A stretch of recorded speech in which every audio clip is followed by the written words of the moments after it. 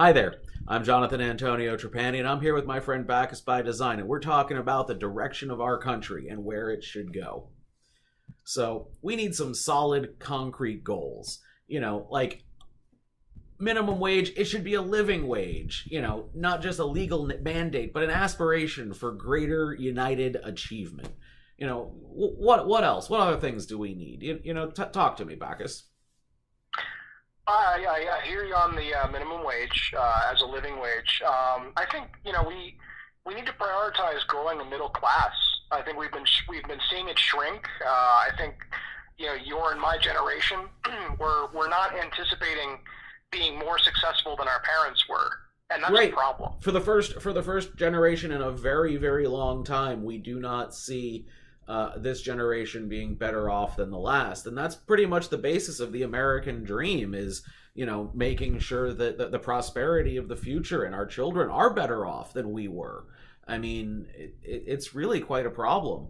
So it's like if we are, but part of that is like, what do we want? We should have, we should be the envy of the world. We should want to have, the best education system, the best, innovation. I don't know, the best innovations in the world, so people are drawn to our country to join research teams so that they can be part of the curing cancer, or immortality, or as crazy as that is, the functional immortality, whatever it is that we need to do just to have ideas. A space force is not unreasonable in this age, but what are the concrete goals of saying, well, we should have a space program, and that is a space military force? And what is it, a new program, or is it part of just the Air Force? Like, the Air Force has had the space program as part of it for years. I've seen a lot of Neil deGrasse Tyson on his book tour, and he's been talking about the Space Force. And one thing is, do we take up the challenge of protecting the Earth from outside threats? We're not talking about humans and wars in space or whatever, Star Wars, this kind of stuff. No, it's Right. the idea that, if we can track an object that might be coming close enough to us to, cause major global problems, Right.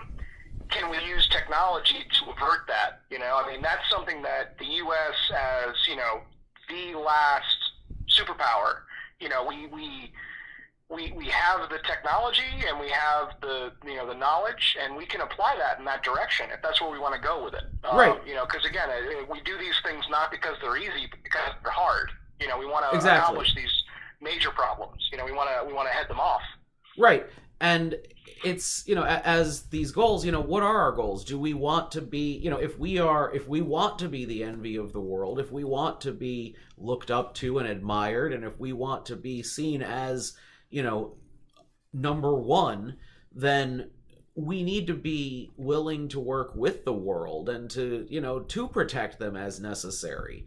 And, not that they shouldn't take part, and there ain't no such thing as a free lunch. They should definitely be doing their share, so that if we're taking care of them, they're taking care of us in another way, that they can do. What are our strengths? If we work together, it doesn't have to be a necessarily a world nation of any kind, but we can make sure that everyone is taken care of, and that we focus on ourselves so that we do our best, because part of that is sticking to our beliefs and our goals of equality and liberty and justice.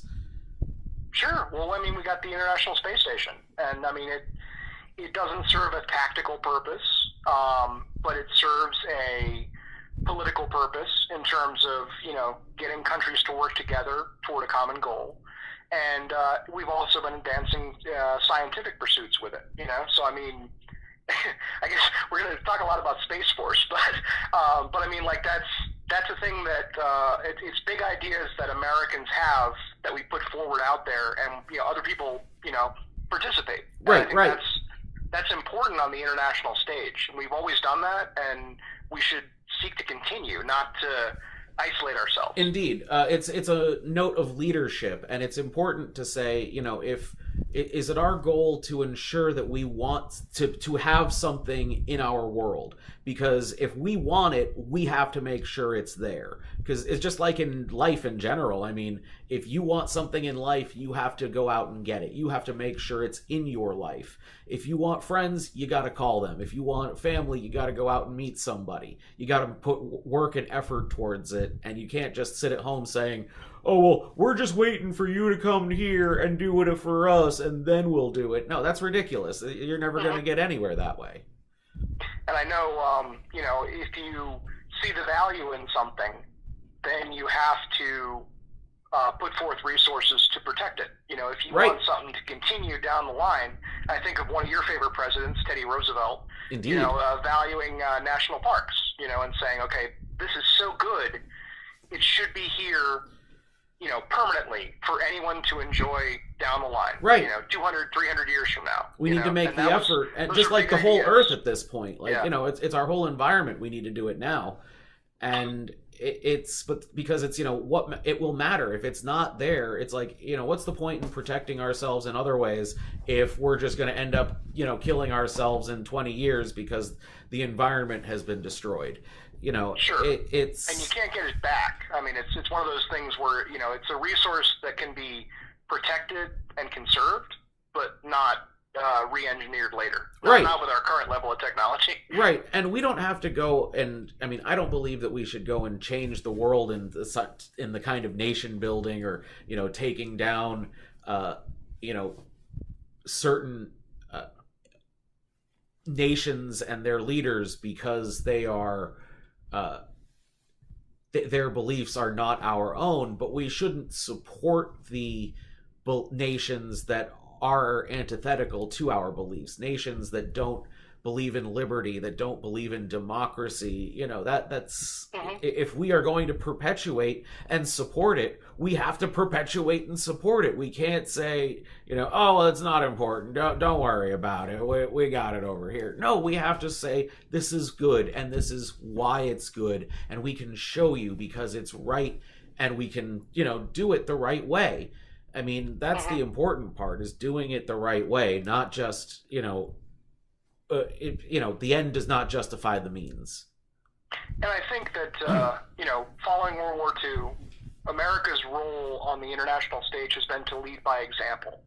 And we can't fall short of that. Right. And we can't lose sight of that. Right. We made the world the way it is. Yeah. To leave it and to say, sorry, we don't want a part of this is a little ridiculous. But I mean, that's part of international politics. And that's a little bit, it's part of this. It's an issue here. But it's another important issue. It is. America's always been about big ideas, and we'll get to those. So, but so the direction of our country, where do we want to go? These are important questions to ask ourselves, to ask each other, and I don't have all the answers, but that's the point. We're a nation of self-governance. Each and every one of us as Americans needs to ask ourselves, what do we want to see? Where do we want to go? Who do I want to be as a nation? Because it's my nation and it's my voice that matters for that. So let's ask ourselves those questions.